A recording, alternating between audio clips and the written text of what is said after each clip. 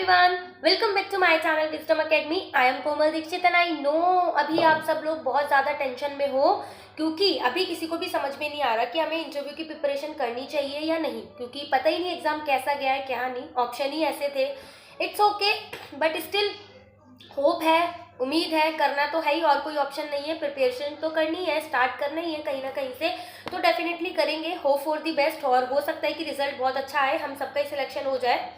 तो उसी सीरीज में मैं आज आपके साथ शेयर करने वाली हूँ अपना बायोडाटा फॉर्म। तो ये मेरा केवीएस का 2019 वाला बायोडाटा फॉर्म है, जो मैं जब 2019 की केवीएस के इंटरव्यू में गई थी तो मैं जो बायोडाटा फॉर्म फिल करके गई थी, तो यस वो मेरे पास अभी तक रखा हुआ है, तो वो मैं आपके साथ शेयर करने वाली हूँ।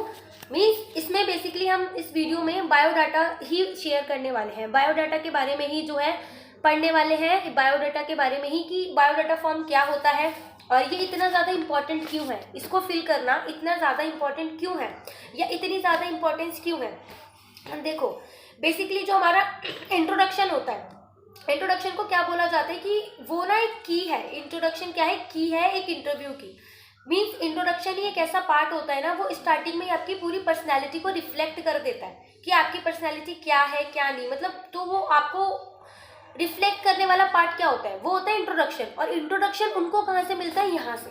ठीक है, ये फॉर्म होंगे करीब, वो आपको मेंशन कर दिया जाएगा जब आपके पास मेल आएगा ना, तो बहुत सारी चीज़ें लिखी रहती है, बहुत सारी गाइडलाइंस लिखी रहती है, बहुत सारी चीज़ें आपको फिल करके लेके जानी होती हैं, बहुत सारे पेजेस होते हैं, वो अंडरटेकिंग लेकर के जाते हो साइन करके कि हाँ कोई भी प्रॉब्लम वगैरह हो तो भाई हमें निकाल दो, कोई इशू नहीं है, हमने खुद भर के दिया है गलत चीज़ें, और हमको आप कहीं भी भेज सकते हो, ऑल ओवर इंडिया कहीं भी भेज सकते हो, हमें कोई प्रॉब्लम नहीं है जाने से, तो हम ये अंडरटेकिंग वगैरह साइन करके देते हैं। ठीक है, तो अब ये इतनी चीज़ इंपॉर्टेंट क्यों बन जाती है? क्योंकि जो आप वहाँ पे जा करके अपना इंट्रोडक्शन बोलने वाले हो ना, वो आप यही जा करके बोलोगे। आप यहाँ से कुछ भी अलग नहीं बोल सकते, आप यहाँ से कुछ भी चेंज करके नहीं बोल सकते। तो ये चीज़ इंपॉर्टेंट इसलिए बन जाती है क्योंकि जो चीज़ आप वहाँ इंट्रोडक्शन में बोलने वाले हो ना, वही सेम चीज़ यहाँ पे भी लिखी होती है। ठीक है, तो अब आपका क्वेश्चन ये बनता है कि भाई वो यहाँ से ही क्यों नहीं देख लेते, हमसे क्यों पूछ रहे हैं इंट्रोडक्शन, या फिर जब वो हमसे इंट्रोडक्शन पूछ रहे हैं तो वो ये क्यों भरवा रहे हैं, इतनी सारी चीज़ें क्यों भरवा रहे हैं। तो देखो, ऑब्वियसली अगर दिमाग में क्वेश्चन उठ रहा है तो ये बहुत अच्छी चीज़ है। फर्स्ट ऑफ ऑल चीज़ क्या है कि सबसे पहले तो आपकी राइटिंग चेक करनी है। हैंड राइटिंग बहुत ज़्यादा इंपॉर्टेंट रोल प्ले करता है एक टीचर की टीचिंग में। हैंड राइटिंग आपको अच्छी रखनी है। मैंने पहले भी बोला है कि आपकी गंदी से भी गंदी राइटिंग हो ना, फिर भी आप उसको बहुत सुंदर लिखने की कोशिश करना, बहुत अच्छे से लिखने की कोशिश करना।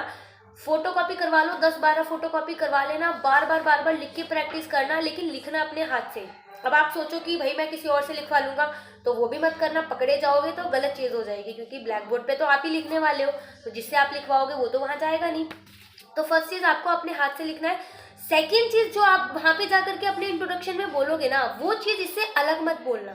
ठीक है, क्योंकि बंदे क्या है, लिखने के लिए तो बहुत सारी चीज़ें लिख देंगे, बहुत चीज़ें एग्जैजरेट करके, और हो सकता है वहाँ पे चीज़ें अलग निकल जाए, है ना, बहुत ज़्यादा चीज़ों का इफेक्ट पड़ता है, तो आपको वही लिखना है। तो कोई नहीं, पहले डिस्कस करते हैं। बायोडाटा फॉर्म है आपको आपकी स्क्रीन पर दिख रहा होगा ये बायोडाटा फॉर्म। तो यहाँ पे कॉर्नर में साइड में आपको अपनी पोस्ट बतानी है, फोटो लगानी है कॉर्नर में साइड में, फिर आपको अपनी पोस्ट बतानी है जिस पोस्ट के लिए आप भर रहे हो, प्राइमरी टीचर, फिर आपका नाम और जो आपका एड्रेस है, परमानेंट एड्रेस, जो कि आपने केवीएस के फॉर्म में भरते टाइम में भरा होगा, वो सारी चीज़ें आपको भरनी है। फिर जो भी है आपका date of birth, father name, ये सारी चीज़ें आपको भरनी है, और करेक्ट भरनी है, एक्यूरेट, आपके डॉक्यूमेंट्स के अकॉर्डिंग। और कौन से डॉक्यूमेंट्स के अकॉर्डिंग? 10th क्लास के। ठीक है, 10th क्लास के पे जो भी नाम लिखा हो, नो मैटर आगे जा करके कुछ प्रॉब्लम हो गई है 10th के बाद, 12th में अलग है, ग्रेजुएशन में अलग है, जो भी है आपको नाम तो 10th के अकॉर्डिंग ही लिखना है। ठीक है, ठीक है, ये सारी चीज़ें फिल करने के बाद आपको लिखना है कि आपने 10th क्लास कहाँ से करी है, फिर कौन से बोर्ड से करी है, 10th क्लास कौन से ईयर में करी है, उसमें मार्क्स कितने ऑब्टेन करें, कितने में से करें, और कितने साल तक आपने 10th करी है, वो सारी चीज़ें लिखनी है। बेसिकली जो ड्यूरेशन होता है ना, कितने का ये एक्सपीरियंस के लिए है कि एक्सपीरियंस अगर आपको कहीं से हो। 10th लिखना है, आपको 12th लिखना है। ठीक है, 12th के बाद आपको क्या लिखना है? अपनी DLED लिखनी है, जो बेसिक है आपका टीचिंग के लिए। ठीक है, जो आपकी जॉब जिस बेस पर है, जो एजुकेशनल क्वालिफिकेशन है आपकी, तो वो आपकी डाइट है। और अगर आपके पास ग्रेजुएशन है और आप चाहते हो मेंशन करना, तो डेफिनेटली आप ग्रेजुएशन भी लिख सकते हो, बट आई विल सजेस्ट कि अगर आप PRT वाले हो और DLED और CTET के बेस पर आपने KVS का एग्जाम दिया है, तो आप ग्रेजुएशन को मत मेंशन करना। मे बी आपने मेंशन करा और उन्होंने वहाँ से क्वेश्चन कर दिए और आप नहीं दे पाओ, तो मे बी ये नेगेटिव इम्पैक्ट पड़ सकता है। अदरवाइज आपको कॉन्फिडेंस है आपकी ग्रेजुएशन पे, आप अच्छा कर सकते हो, तो डेफिनेटली फिल करो, कोई दिक्कत वाली बात नहीं है।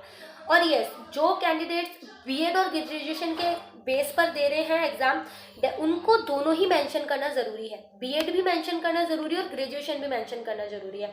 कहीं आप सोचो कि बीएड तो ऑब्वियसली ग्रेजुएशन के बाद ही होती है, कॉमन सेंस वाली बात है, नहीं। तो हमें यहाँ पे किसी के पास कोई कॉमन सेंस नहीं है, आप फिल करो 10th 12th graduation BEd fill करो और फिर सीटेट फिल करना। प्राइमरी वाले जो है वो भी ऐसी करने वाले हैं, सेम ऐसी पीजीटी, जो जिस पीजीटी में उनकी मास्टर्स है वो सब्जेक्ट डेफिनेटली उनको मेंशन करना ही है अच्छे से, ठीक है। उसके बाद आप देखोगे एक्सपीरियंस अलॉन्ग विथ पे मैट्रिक्स लेवल, यहाँ पे आपको एक एक्सपीरियंस का कॉलम दिया हुआ है, जिसमें अगर आपको एक्सपीरियंस है तो आपको फिल करना है। देखो यहाँ पे क्या आता है, एक्सपीरियंस वाले में बहुत ज़्यादा कन्फ्यूजन रहता है कि एक्सपीरियंस वाले में हम क्या फिल करें।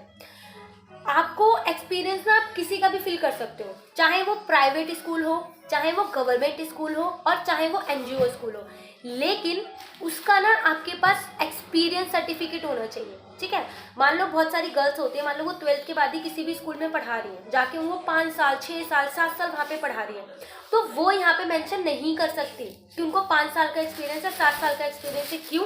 क्योंकि आपके पास उसका सर्टिफिकेट नहीं है, आप सर्टिफाई नहीं हो, तो ठीक है, वो आप इसको यहाँ पे मेंशन नहीं कर सकते।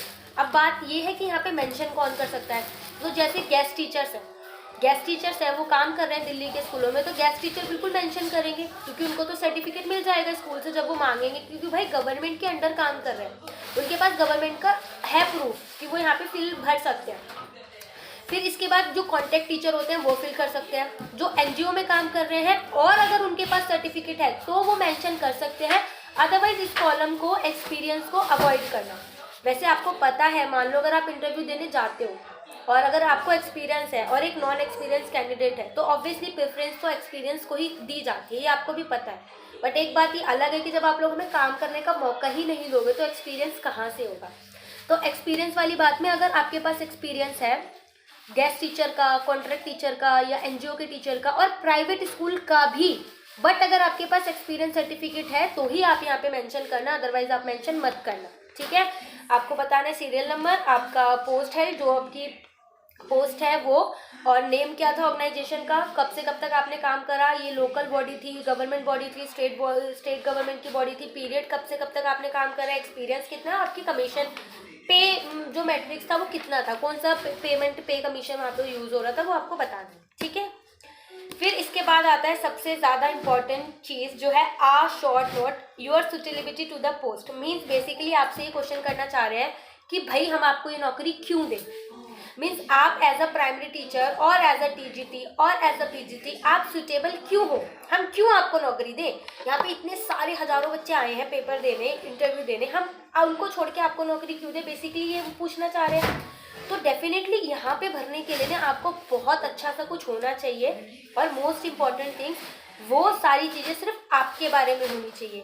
वो ऐसी चीज़ें आपको लिखनी है यहाँ पे जो सच हो, ठीक है, जो सच हो और आपकी पर्सनैलिटी को रिफ्लेक्ट करती हूँ। मीन्स अभी मैं आपको फर्स्ट में ही मैंने पूछा था कि वो हमसे चीज़ें क्यों पूछ रहे हैं, वो यहाँ से भी तो देख सकते हैं, या जब वो हमसे पूछ रहे हैं तो यहाँ से भी तो क्यों लिखवा रहे हैं। तो यही चीज़ है, वो वहाँ पे आपकी पर्सनैलिटी को ही तो बैठ के जज करेंगे।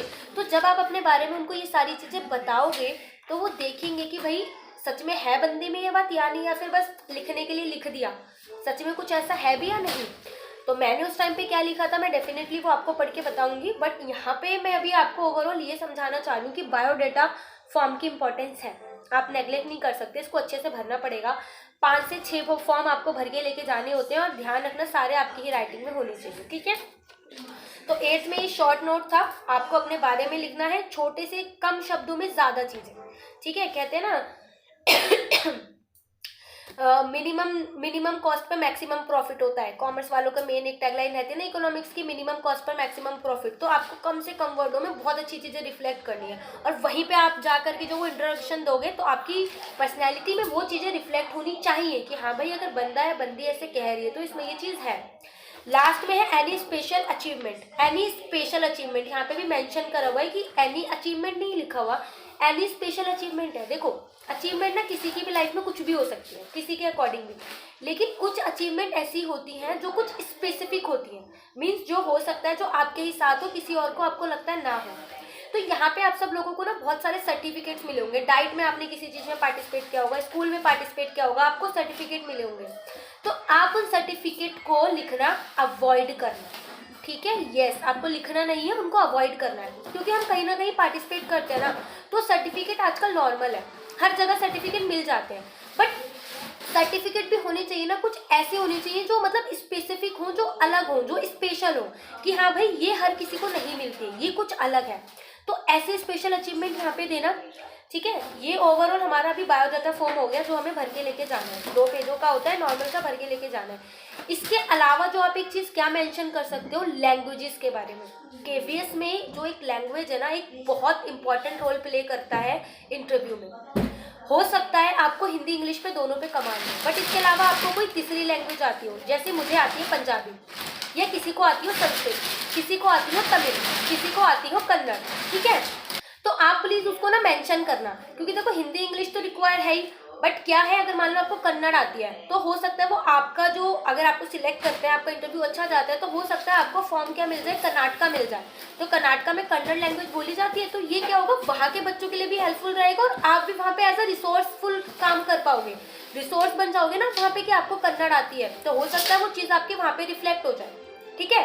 जैसे तमिल है, तमिलनाडु में अगर मान लो आपको शिफ्ट दे दिया जाता है इसी बेस पर कि आपको लैंग्वेज आती है, तो आप वहाँ के बच्चों के लिए भी हेल्पफुल रहोगे, और आपको भी इतनी ज़्यादा प्रॉब्लम नहीं होगी ना, लैंग्वेज आपके लिए बैरियर बनेगी, ठीक है। सेम विद तेलुगु, हो सकता है आपको आंध्र प्रदेश भेज दें, तो ये कुछ टाइप ऑफ स्पेशल अचीवमेंट है, क्योंकि तमिल हर किसी को नहीं आती है ना, कन्नड़ हर किसी को नहीं आती, तो ये कुछ स्पेशल अचीवमेंट है, तो इसमें आप थोड़ा सा मेंशन कर सकते हो कि आपको बेसिक नॉलेज है हिंदी इंग्लिश बैच के अलावा, हिंदी इंग्लिश के अलावा कुछ लैंग्वेजेस की, जैसे मुझे पंजाबी लिखनी आती है, बोलनी आती है, पढ़नी आती है, तो ये थोड़ा सा अलग है, हर किसी को नहीं आएगी जो वहाँ पे केवीएस में इंटरव्यू देने आएगा। तो कुछ काइंड ऑफ स्पेशल अचीवमेंट होती है जो हम सबकी लाइफ में होती है, वो हम यहाँ पे मेंशन कर सकते हैं, ठीक है। सो आई होप अब इस वीडियो के थ्रू आपको एक ओवरऑल आइडिया मिल गया होगा कि बायोडाटा फॉर्म क्यों इंपॉर्टेंट है और इसको फिल करने के लिए इतनी ज़्यादा इंपॉर्टेंस क्यों है, ठीक है। अभी मैं आपको यहाँ पे एक शॉर्ट नोट लिखा हुआ है जो मेरा, वो मैं आपको पढ़ के सुनाती हूँ कि मैंने क्या लिखा था। Short note: I am multitasking personality. I am hardworking, optimistic person. By becoming a teacher, I want to give an efficient workforce to my country. क्योंकि यही पूछा था ना कि हम इस पोस्ट के लिए मैं सुटेबल कैसे हूँ, तो प्राइमरी टीचर के लिए सुटेबल क्यों हूँ, तो यही लिखा कि टीचर बनने के साथ या टीचर बनने क्यों चाहती हूँ। By becoming a teacher, I want to give an efficient workforce to my country. This is a dream and ideal job for me. I am full of confidence and positive attitude and want to bring a little but strong change in society with my skills. That's it. इतना ही था, इतना ही मैंने लिखा, but या it was enough, ठीक था। बाकी आप लोग कमेंट करके बताओ कि ये जो सुटेबिलिटी नोट था पोस्ट के लिए आपको कैसा लगा, और आप होते तो इसकी जगह आप कैसे लिखते हैं, क्या लिखते हैं, या फिर कुछ ऐसे आइडियाज हो जिसमें मैं इसमें इम्प्रूव कर सकती हूँ या कुछ चीज़ें एड ऑन करूँ, so definitely it will helpful for me to.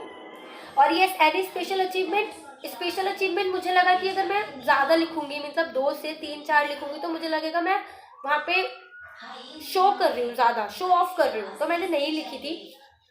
But yes, मैंने लिखा था I got first prize in essay writing competition inter DIET competition, means मुझे फर्स्ट प्राइज मिला था एसे राइटिंग में इंटर डाइट कॉम्पिटिशन में। तो इसको मैंने मेंशन क्यों करा, क्योंकि ये 2 साल में एक बार होता है इंटर डाइट कॉम्पिटिशन, और ये पूरी दिल्ली की सारी डाइटों के बीच में होता है, गवर्नमेंट डाइट होती है सबके बीच में होता है, तो उसमें मैं फर्स्ट आई थी। 2 साल में एक बार होता है, तो सारी डाइटों में मेरी डाइट में मैं फर्स्ट आई थी, तो मुझे लगा ये स्पेशल अचीवमेंट है, तो मैंने लिखा। बाकी सेम इसी तरीके का एक स्टेट लेवल का दिल्ली का ही ऐसे राइटिंग का मेरे को मिला था, बट वो ना 11th क्लास में था, तो मुझे लगा उसको मेंशन नहीं करना चाहिए, क्योंकि 11th क्लास में तब हम स्टूडेंट होते हैं ना, तो उसका टीचिंग वाले से क्या काम, या ज़्यादा ही लगा शो ऑफ हो जाएगा, तो उसको मैंने मेंशन नहीं करा। बट येस, ये मेरे को डाइट में मिला था, तो मे बी वो कनेक्ट कर पाए कि हाँ भाई लिख लेती है ठीक ठाक, तो बच्चों के लिए हेल्पफुल हो जाएगा, तो इस वजह से मैंने सिर्फ एक ही ये चीज़ मेंशन करी थी। बाकी एक चीज़ थी 11th वाली, और एक ग्रेजुएशन वाली, वो बाद में हो गई थी, बट वो मैंने मेंशन नहीं करी, कुछ सब्जेक्ट से रिगार्डिंग होता है, क्योंकि उसका टीचिंग से लेना देना नहीं था, ठीक है। तो एक ही स्पेशल अचीवमेंट थी, बाकी फिर हमारे अंडरटेकिंग साइन होते हैं। सो आई होप आपके लिए वीडियो कहीं ना कहीं हेल्पफुल रही हो। बाकी वीडियो कैसी लगी कमेंट करके ज़रूर बताइए।